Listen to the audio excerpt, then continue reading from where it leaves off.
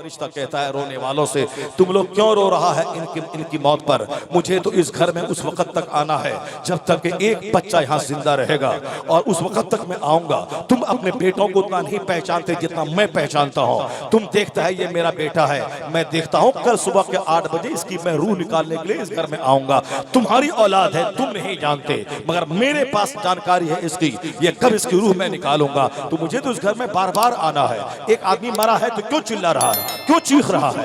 इनकी मौत पे मत चीख, अपनी हालत पे चीख। तेरी मौत कल होगी, अपनी जिंदगी पे चीख, अपनी हालत पे चीख। इसकी हालत पे क्या तू रोता है? अपनी हालत पे अफसोस कर। आया है किताब में फरिश्ते की उस बोली को अगर घर के लोग सुन ले, मुर्दा को छोड़कर सब जंगल निकल जाएंगे, लाश सड़ जाएगी, कोई दफनाने वाला ना होगा। मगर चूंकि इस बात को जिन्नात और हैवान के अलावा कोई नहीं सुनता है, इंसान सुने तो सीना फट जाए, मरने वाला अपनी जगह सड़ जाएगा, कोई दफनाएगा नहीं, घर के सारे लोग भाग जाएंगे। जब मुर्दे को दफना के आप घर से कब्रिस्तान से लौटते हैं, मालूम है दफनाने से पहले आप चीखते थे, आप चिल्लाते थे। वह जवान बीवी छोड़ के मरा था, बीवी सर के बाल नोचती है, दीवार से सर टकराती है, छोटे छोटे बच्चे उसके कहते हैं अब मैं जिंदा रखे मैं क्या करूं। मगर जैसे ही दफना के आप लौट जाते हैं, वह धीरे धीरे सदमा कम हो जाता है, सीधी कम हो जाता है, आपको सब्र होने लगता है, आप फिर दोबारा अपनी जिंदगी में वापस लौटने लगते हैं। 2 4 10 दिन 50 दिन के बाद ऐसा लगता है 40वां खत्म होने के बाद कोई बाप इसका था ही नहीं जो मरा है, कोई माँ इसकी थी ही नहीं जो मरी है, कोई बीवी इसकी थी ही नहीं जो मरी है, कोई शौहर इसका था ही नहीं जो मरा है। वह रद्दी की टोकरी में चला जाता, उसको हम तारीख के बस्ते में डाल देते हैं। था कोई मर गया, अब ये अपनी जिंदगी के बारे में सोचने लगता है, मैं कल खाऊंगा क्या, मैं रहूंगा कैसे, मैं दूसरों से सुलूक करो, शादी फला के घर में है, मैं क्या तोहफा लेके जाऊं। भूल गया उसको जो 40 साल झूठ बोल के मकान बनाया था, बीवी भूल गई जो 40 साल नमाज छोड़ के घर बनाया था, उसके बच्चे भूल गए। वो अल्लाह से भीख मांगता था, इलाही अभी नहीं मरूं, बच्चे छोटे हैं, अभी नहीं मरूं, बेटी की शादी नहीं हुई है, अभी नहीं मरूं, मेरा बेटा किसी लायक नहीं हुआ है, मेरी बीवी क्या खाएगी। वो भूल गया बदतमीज कि कल मरेगा, आग में जलेगा, कभी उसके बारे में चर्चा नहीं किया। अगर अभी मर गया, अभी ज्यादा सजा मेरे पास नहीं है, अभी ज्यादा रोजा मेरे पास नहीं है, इलाही अभी मौत मत देना, अभी जी भर के तहज्जुद नहीं पढ़ा हो, जी भर के इशराक नहीं पढ़ा हो, जी भर के अवाबिन नहीं पढ़ा हो, जी भर के तिलावत नहीं किया हो, इलाही जी भर के 100 रकात नमाज़ नफल अदा नहीं किया हो। ये बताए कोई करोड़ में कोई ऐसा मिलेगा जो ऐसा बोलता हो, इलाही अभी नहीं मरे तो 4-5 साल की जिंदगी और दे दे, ताकि रोजाना जी भर के 5 नमाज़ें बाजमात मस्जिद में पढ़ लो, और तहज्जुद भी पढ़ लो, इशराक भी पढ़ लो, अवाबिन भी पढ़ लो, नमाज़े पंजगाना के अलावा 50 रकात नमाज़ नफल डेली पढ़ लो।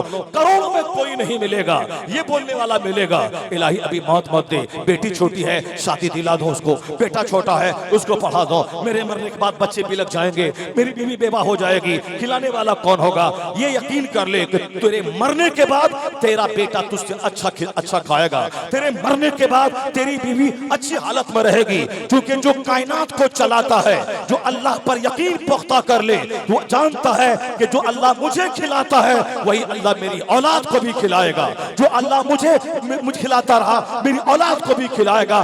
ये यकीन जब पुख्ता हो जाता है तो आदमी रोजी की फिक्र कम करता है, जन्नत की फिक्र ज्यादा करने लगता है। क्योंकि अभी जन्नत की फिक्र नहीं है, इसीलिए रोजी की फिक्र है, रोटी की फिक्र है। मरने के बाद कल फातिहा पढ़ने तक बेटा नहीं जाएगा। बहुत सारे लोग थे अरबों की दौलत छोड़ के मरे, कोई बेटा कब्रिस्तान पे नहीं जाता है, 40वां के बाद सब भूल जाता है। ऐसा क्यों होता है मालूम है? जब रिश्तेदार दफना के कब्रिस्तान से वापस लौटते हैं तो कब्र फरिश्ता कब्र की मिट्टी लेकर उनके रिश्तेदारों के सर पे फेंक देता है और कहता है भूल जाओ इसे, ये अपने अंजाम को पहुंच गया, अब तुम अपनी फिक्र करो, अपने अंजाम पे गौर करो, अपनी मौत की तैयारी करो, इसको भूल जाओ।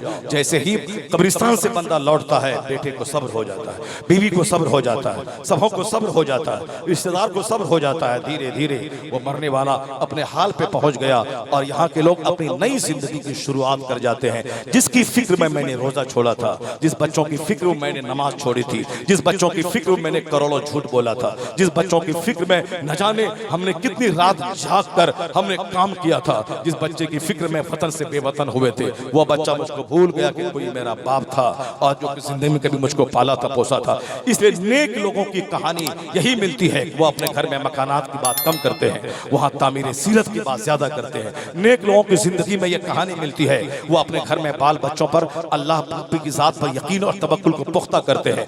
उमर इब्न अब्दुल अजीज रज़ी अल्लाह ताला अन्हु ये वलियों के सरदार का नाम है, मुत्तकियों के इमाम का नाम है। ऐसा नहीं सिर्फ मस्जिद में बैठ के वो नमाज पढ़ते थे। उमर इब्न अब्दुल अजीज दुनिया इस्लाम का बाताज बादशाह था, जिसको 5वें खलीफा राशिद का नाम दिया जाता है।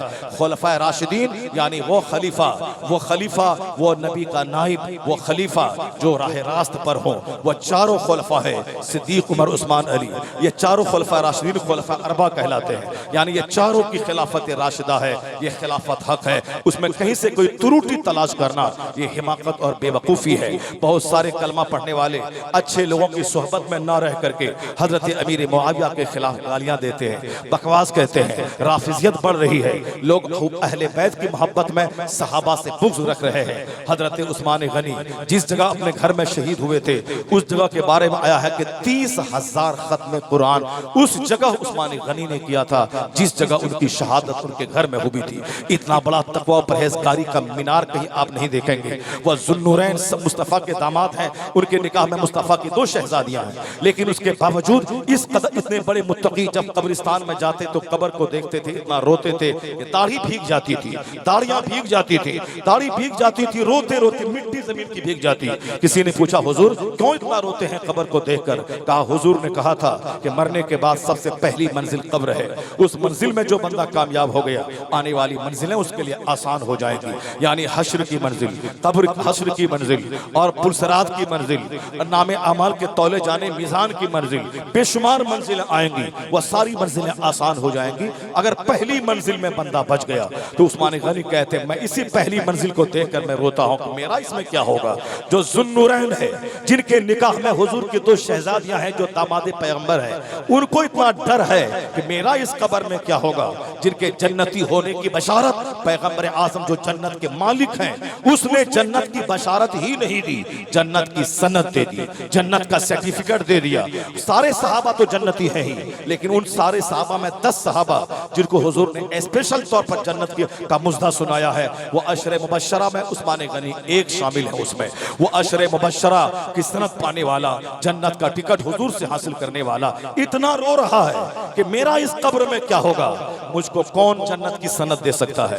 मेरा पीर नहीं दे सकता है। पीर खुद रात भर रोता है, इलाही मेरी मौत ईमान की हालत में देना।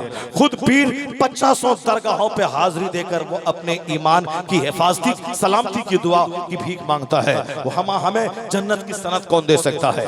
हम जन्नत कौन जाएगा उसकी पहचान कोई बता सकता है। जन्नत जाने वाला कौन कौन सा काम है ये रास्ता कोई दिखला सकता है, लेकिन परफेक्ट में तू जन्नत जाएगा ही ये कोई नहीं कह सकता है। यह सिर्फ मुस्तफ़ा जान रहमत की ज़ात गिरामी है, वही ज़ात कह सकती है, क्योंकि वह जन्नत के मालिक हैं। वो जिसको चाहे जन्नत की सनद दे दे। तो पीर भी रोए, मुरीद भी रोए जब इस्लामी सोच उसको पैदा हो जाएगी, क्योंकि जन्नत के मालिक का दामाद रो रहा है।